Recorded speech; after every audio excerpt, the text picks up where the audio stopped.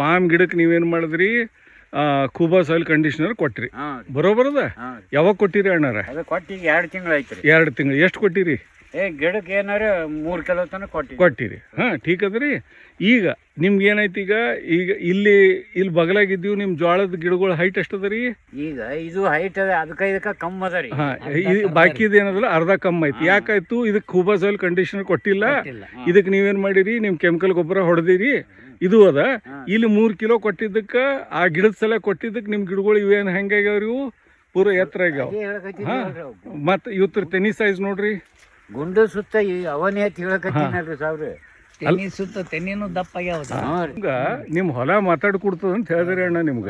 ಇಲ್ಲಿ ಒಂದೇ ಅಲ್ಲ, ಅಲ್ಲಿನೂ ಅದೇ ಆಗ್ಯದ. ವಸ್ತು ಗಿಡಗಳ ಕಡೆ ಹಂಗೆ ಅದ ರೀ.